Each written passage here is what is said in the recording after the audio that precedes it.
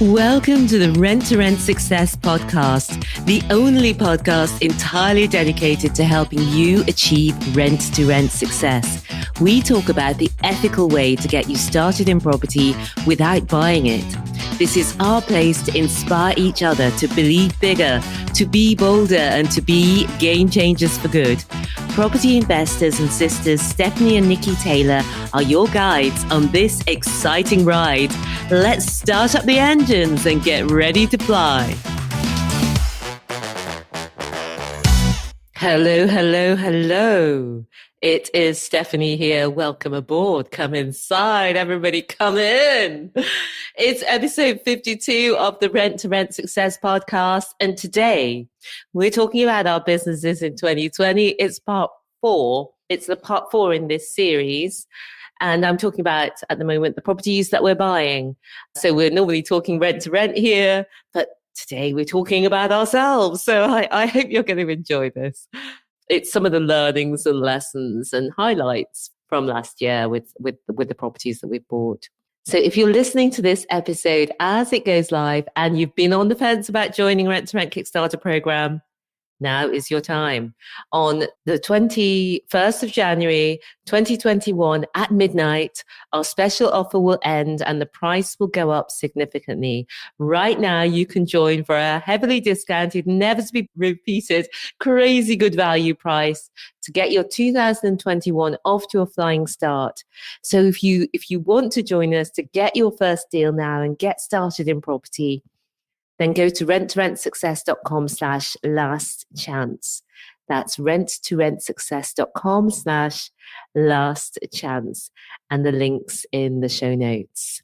So let's dive into today.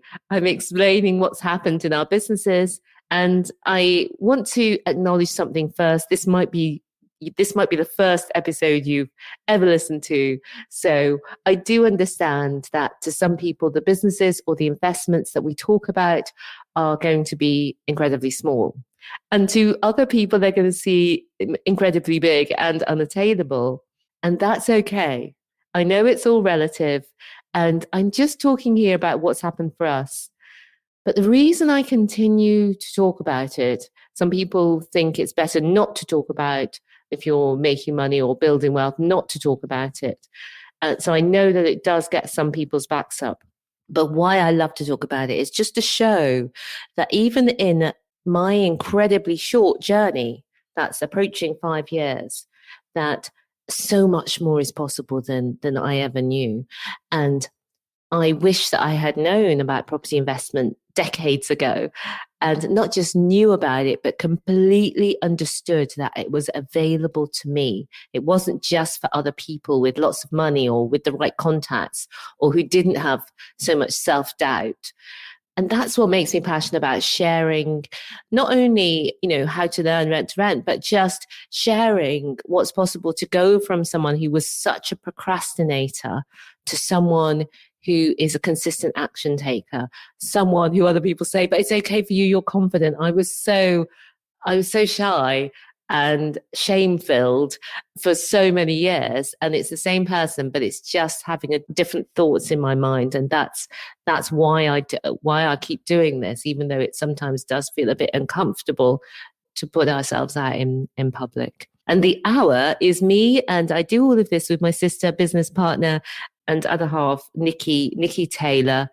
And you can find out more about Nicky. She's at renttoRentSuccess.com/30 if you want to know about Nicky and get to know her. And just before I dive into this particular episode, I want to just explain that we have got 3 parts to the business. And today's episode is about the third part. So the first part of our business is our rent-to-rent HMO management business, and that's called HMO Heaven. Then we've got the second part, which is our rent-to-rent training company called Rent to Rent Success. And then we've got a third part, which is our portfolio of owned properties, which are owned in a number of different limited companies. So I talked to you about HMO Heaven and Rent to Rent Success in episodes 48 and episode 49.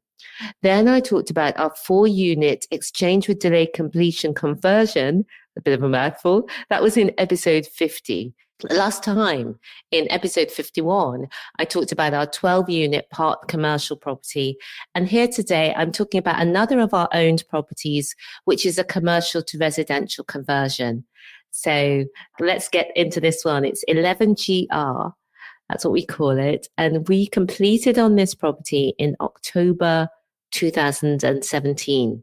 So just want to pause for a second because we started in property. We got our first property agreed in June of 2016. And that was the rent to rent. So we're just renting somebody else's property, doing it up, renting it out.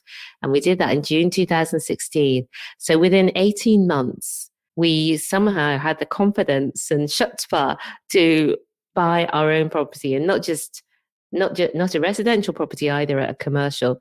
So it all happens so quickly, and I'm sure it will be this. If that's what you want, it can be the same for you. So it was a cash purchase because we naively thought that we could buy in cash to get this good price for a quick sale for the seller and easily refinance afterwards. But little did we know at that time. After we bought it, it took us over a year to refinance because this is obvious to those of you who are experienced, but we don't have commercial property experience. This was the first commercial property that we'd bought. And lenders, like I was saying in last episode, are conservative. They like to see ownership experience in the same asset class, which totally makes sense. But luckily for us, our rent-to-rent experience did help us, as we'd done some pretty impressive refurbishments. And we were able to supply photos and testimonials from happy landlords. And although strictly speaking, lenders say that property management experience doesn't count, only property ownership experience counts, in practice, we found that it does, and that your rent-to-rent experience will benefit you when you're going to lenders looking for finance to manage properties, because they've seen that you can manage properties before, especially when the properties are bigger properties. But you do need a good broker to present your case and to tell your story in the best possible light for the lender. So your broker needs to understand how your lender thinks, what your lender is looking for, what your lender regards as risk factors, and how you can mitigate them in what you present. So you're still telling the truth, but they will be able to know what lenders are looking for and present the information that lenders are looking for that makes you much more likely to be accepted. I was surprised at the story part of it, but it is a part of it. The lenders like the story because trust is a part of it. And lenders are making a judgment about whether you'll be a good steward of their money, whether you'll pay it back. And your experience and your skills and who you are comes into it as much as the numbers. And we were so excited to buy this property. And after a year to get to refinance it as well, it was good. But it was 18 months, as I say, since we'd started full-time in rent to rent, and it felt like a really good milestone. So the purchase price for this one was £148,000, which was a good price for it's 181 square meters in good condition. And as a cherry on top, it had a tenant under contract until 11 months after our purchase, and they were paying £10,000 a year. On completion, a lump sum came over to us. So one of the perks of commercial is that often the rents are paid a year or much longer than that in some cases, but they're paid a year in advance, often. Sometimes it can be monthly, but this case it's a year in advance. And I have heard of cases where it's more than a year in advance. They pay for the full term of the contract. So that's great. So you complete and you cash flow straight away.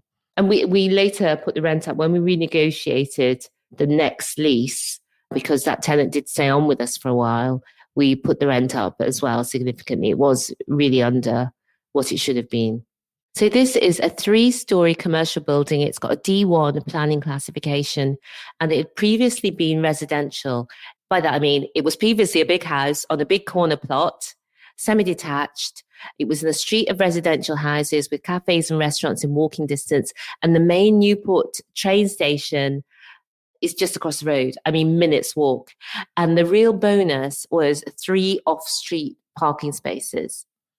And because it had previously been residential and it's in a row of houses, we were confident that we'd be successful in securing planning permission to convert to residential. The only question would be, what type of residential would we get permission to convert to? So because of the price of the property, which was cheaper than the similar residential properties nearby, we were confident that we could buy it and no matter what, make it work, no matter what the exit. So we didn't just buy it pending planning, we just bought it. So the property, as I say, is 181 square meters. It's over 3 floors. And our original thought was, because we are in the mind of HMOs, we love HMOs, was an 8-bed HMOs. And we know that 8 beds work really, really well. Our architect, though, came up with a plan for 4 self-contained 1-bed flats. And we wouldn't have seen 4 flats on those plans because, it was 3 stories. It kind of makes common sense to us that 1 flat per story. But what the architect saw was that we could have 4 flats if one of the flats was a duplex flat, i.e. it's over 2 floors. And that works beautifully. And now it just seems so obvious. It's good to have good people in your corner in property and in life. So don't be afraid to pay for that advice. And always remember to use your own brain before taking it. That's as much a note to myself, because there have been times where I've just listened to professionals. And even though I'm thinking, oh, that doesn't sound right, that sounds a bit off. But I'm just saying, okay, they're professional, they know. No. From a few mistakes in the past, what I now know is your business. Delegate the advice, but not the decision making. So ask other people for their advice, but then always make your own decisions. Stand behind your own decisions. Don't just say, so-and-so's an expert, I'm just going to go with them. Make sure that you verify it and second guess it and double guess it, that you check it and you're happy to go with it and that you stand totally behind it, because any decisions that you make, you've got to stand behind yourself and not just say, oh, I blame so-and-so. No, you've got to stand behind yourself. And there's been a few where we've had legal advice which didn't turn out to be, I don't know what I could say, good. So, yeah. Hey there. Are you on Instagram? Let's connect. I'm at Stephanie T Property. And I'll put the link in the show notes. renttorentsuccess.com/Insta is the shortcut. Screenshot this episode and post an Insta story on it. Let's keep this conversation going. I'd love to get to know you. Speak soon. Anyway, this worked on 2 levels. They're having it as 4 flats. It worked on 2 levels. And one is that Newport City Council is resistant to new HMOs. And of course, yes, it is still possible to have applications for new HMOs approved on appeal. It all takes time. And we knew that an application for self-contained units would stand much more likelihood of being approved on the first time around. Secondly, from a business perspective, the numbers worked on those 4 units. And thirdly, it gave us multiple exits, because we can exit as people on long-term tenancies. We could exit on service accommodation. We can exit on splitting titles. When I say exit, I mean just how we're going to run the properties long term. We're not going to sell those properties. We're very much about holding properties. Although some of our landlords, or one in particular, really wants to work with us on the flip. So that is something that we would consider, especially because we now know how to make it work with commercial to resi, which I know is going to be a bonanza coming up for us in 2021 and beyond, just because of what's happened. And we've all learned about working from home, and lots of businesses are going to be reassessing. But I'm going off at a tangent here, aren't I? The commercial tenants that were originally in situ, we had a good relationship with right from the start. And they extended their contract with us after we took ownership, which suited us actually, because we were going to seek planning, which, as you know, can take a while. And we secured that planning. We didn't start the planning process straight away. We took a while to get the plans drawn up and all the rest of it. And we got the planning in May 2019. And we talked with the tenant about their plans in order to agree a mutually agreeable date to end the contract. And as it happens for them, coronavirus has meant that much of the work that they used to do in person from that office is now from a different office and obviously on Zoom. So it suited them to move on sooner, and it suits our plan too.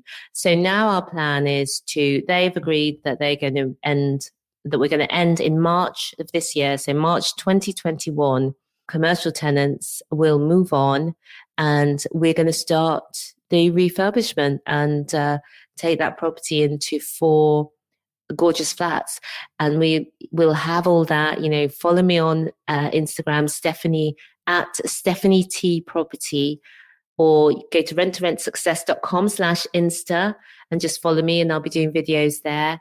And I'm on all the socials. I'll have you on Facebook in the Rent to Rent Success Secrets Facebook group, and also LinkedIn. We've got our own Rent to Rent Success LinkedIn page now as well. So follow along as we do that work from March onwards. And what I want to talk to you about is what are we doing? We've had a quantity surveyor do the forecast of what it's going to cost to convert those flats. So the works will involve converting the building from the offices that are now existing to 4 self-contained flats. And that will include splitting the utilities, obviously with the utility suppliers, installing soundproofing and fire suppression, sprinkler system and all of that, upgrade the plumbing and the electrics, install new combi boilers, we'll split the supplies, installing new stud walls and external works, strip out of existing kitchenettes and toilets and replace with new kitchens and showers, redecoration and laminate flooring throughout. So essentially, everything required to have a finished product to go to market with. That is what we're doing. We estimate that this work, the QS estimated also that it will cost £150,000. That's allowing us a substantial contingency in there because things don't go to plan. I've got the numbers in the show notes, and you'll be able to get those at renttoRentSuccess.com/52 for episode 52. If you do want to have a look at this, it's purchase price 148,000, no stamp duty and fees and so on, 729. We've got the conversion works, 150 grand, and we've got a substantial contingency in there. So we really are thinking that we will get inside that, but I'll report back next year and let you know what happened there. So that's all together. We've gone up to 298,000. The annual income on each flat is 26,400 based on 550 per flat. Now, some of our 1-bedroom flats in Newport, which are not up to the high standard that we want these ones to be up to, are actually attracting a lot of demand.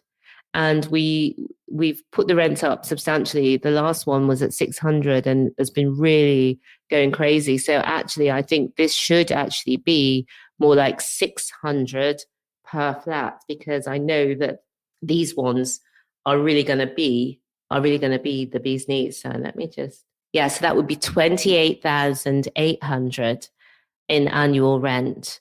But even based on that lower rent, it's a yield of 9%. But I think we're gonna outdo ourselves. But I'll come back and let you know afterwards. So the gross development value, based on, we had a valuation August 2020, and we think that, or the forecast evaluation for after the works is £400,000. So that will give us £100,000 of equity if that transpires. But with us, we're really keen to make sure that everything works, even without massive equity growth, because where we're based, Newport hasn't seen massive equity growth. I think most of the projects that we're doing, we're forcing that capital appreciation, but we don't need it for these projects to really work.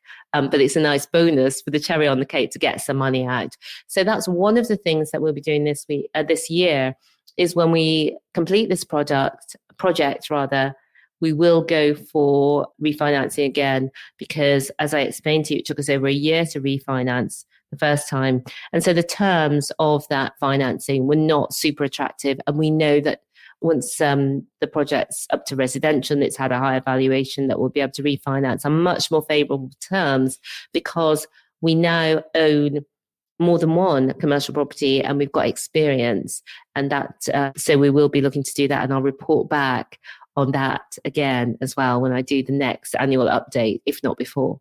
And next question people always ask me, how did we find it?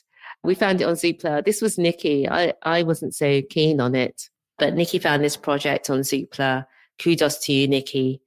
And if you're interested in multi-unit developments, this is a multi-unit development, but I also like buying the multi-units where they're already converted. And episode 52 was about that, where you're buying your, or was it episode 51? I think it's episode 51 that was about the 12-unit block. And this is episode 52. So how can you do this? Conversion opportunities are everywhere. And at the moment, post-coronavirus, commercial property is available and will continue to be available much more cheaply than it has been. And there's going to be fewer people want to buy it. Yeah, fewer people can convert. And especially, I think, bed and breakfasts and care homes offer particular opportunities because they're often low profit businesses and banks are conservative in their valuations. So owners are often more open to creative solutions, which means you can often buy without needing a large deposit and or a mortgage upfront. And I talk more about the way that we bought a property using a creative strategy in episode 50. So check that out if you missed it. So this is the final part of our businesses in 2020. There are a few other smaller properties, but we've covered the bulk of it here. We've covered the biggies. We've covered the exciting ones. So what I want to talk about in the next episode is my personal experiences in 2020 and my goals. Well, I'll talk about my personal experiences in 2020. I'll be talking fat. I'll be talking loneliness. I'll be talking mind games, minimalism, and happiness. So that will be a really good episode. I wasn't sure whether to put this one out there, but the next episode is going to be episode 53. So don't miss that one. We took the first step into rent to rent that led to so many opportunities for us. So that here we are, less than 5 years later, we've got our owned portfolio too, which is helping us build assets going forward. We're setting up a SaaS pension. And so we can continue to invest in the most tax efficient way and to grow our wealth. It's crazy how fast these things happen. 5 years ago, I didn't even know what an HMO was. It's just, that's just the way it happens. So if you're ready, if you're thinking about getting started in Kickstarter, and maybe you're where I was, where you feel a bit anxious, trepidatious, you've got a bit of self-doubt, join us in Kickstarter and get your year off to a flying start. Make 2021 the year you do it. It's at renttoRentSuccess.com/last chance. renttoRentSuccess.com/last chance. And it's your last chance to join us before our prices go up at midnight on the 21st of January, 2021. It'll be one of the best decisions you make this year. If you've been hesitant in the past and now you're ready to join us, do it this year. Everyone I speak to on Rockstars says they wish they'd known sooner. No one says they wish they had waited, hesitated, prevaricated. So that's it. Join me to talk personal stuff in the next episode. For now, until next week, have a great rest of the week. And remember, believe bigger, be bolder, be a game changer. Thank you so much for listening. If you like the links for anything mentioned in today's episode, or if voice is not enough and you want to see us on video too, you can find all the show notes and lots more at renttoRentSuccess.com. That's rent number 2, rentsuccess.com. If you've enjoyed today's episode, we'd super appreciate it if you would take a few minutes to review it in your podcast app. Remember, we'll be donating to our B1G1 charities too for each review you give. Until then, believe bigger, be bolder, be a game changer.